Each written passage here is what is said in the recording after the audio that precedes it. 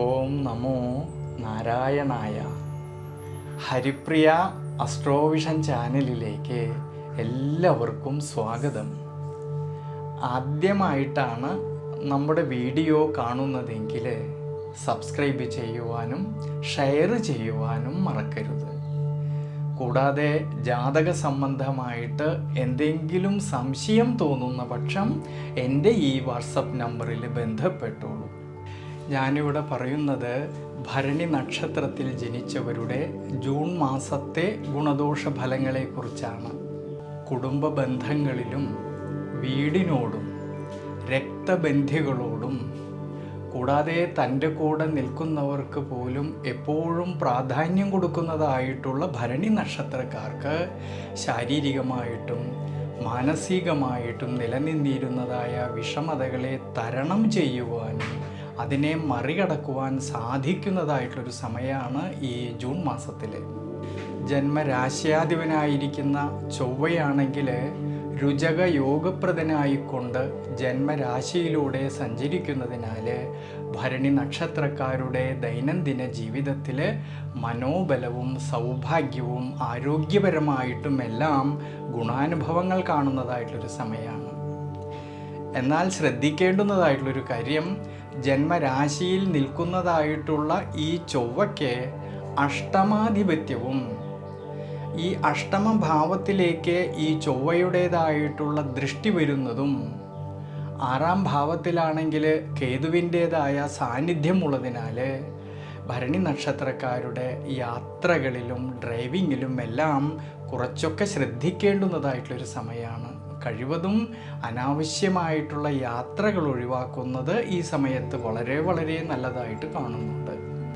7ാം ഭാവാധിപതിയും നിവൃത്തിനാഥനുമായിരിക്കുന്നതായ ശുക്രനാണെങ്കിൽ മാസത്തിൻ്റെ ആരംഭത്തിൽ 2ാം ഭാവമായിട്ടുള്ള സ്വക്ഷേത്രത്തിലൂടെ സഞ്ചരിക്കുന്നതും പിന്നീട് ഈ ശുക്രൻ സഹായസ്ഥാനമായിട്ടുള്ള 3ാം ഭാവത്തിലൂടെ സഞ്ചരിക്കുന്നതിനാൽ ഭരണി നക്ഷത്രക്കാരുടെ ദൈനംദിന ജീവിതത്തിൽ ഭാര്യാഭർത്തൃ ബന്ധങ്ങളിൽ കുടുംബത്തിൽ കുടുംബജീവിതത്തിൽ എല്ലാം കൂടുതലായിട്ടുള്ള ആത്മബന്ധവും അതുവഴി മനസ്സന്തോഷത്തിനും സാധ്യത കാണുന്നുണ്ട്.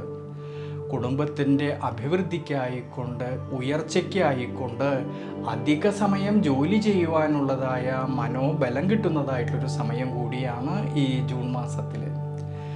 ധനസന്താനകാരകനായിട്ടുള്ള വ്യാഴമാണെങ്കിൽ ഭാഗ്യാധിപനായിക്കൊണ്ട് 2ാം ഭാവത്തിൽ നിൽക്കുന്നതിനാൽ ധനപരമായിട്ടും ലാഭകരമായിട്ട് ഉയർച്ചയ്ക്കും അഭിവൃദ്ധിക്കും സാധ്യത കാണുന്നുണ്ട്.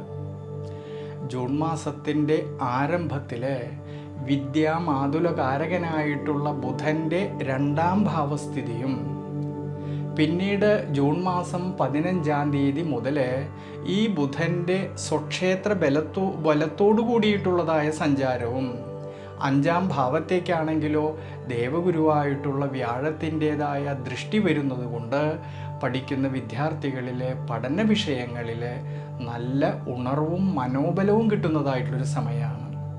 ഉപരിപഠനം ആഗ്രഹിക്കുന്നവർക്കായാലും ഈ ജൂൺ മാസത്തിൽ വളരെ വളരെ അനുകൂല സ്ഥിതി കാണുന്നുണ്ട്.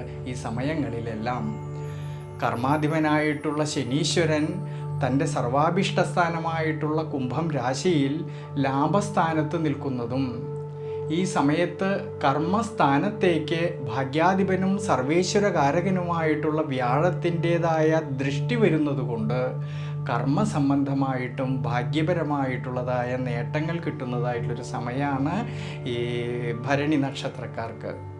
സ്വയം തൊഴിൽ ചെയ്യുന്നവരിലും വ്യാപാര വ്യവസായ മേഖലകളിൽ പ്രവർത്തിക്കുന്നവരിലും അവർ അധ്വാനിച്ചതിൻ്റേതായിട്ടുള്ള നേട്ടങ്ങൾ കിട്ടുന്നതായിട്ടുള്ളൊരു സമയമാണ്.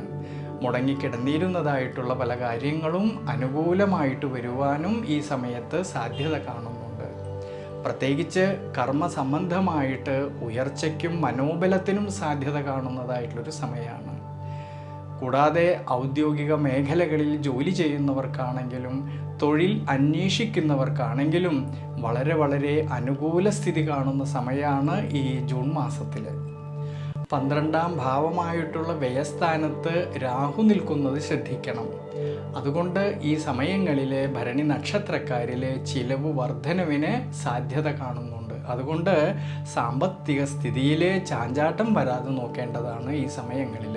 അതുകൊണ്ട് ഈ സമയത്ത് അനാവശ്യമായിട്ട് വരുന്നതായിട്ടുള്ള പാഴ്ചിലവുകളെ കഴിവതും നിയന്ത്രിക്കുന്നത് വളരെ നല്ലതാണ്.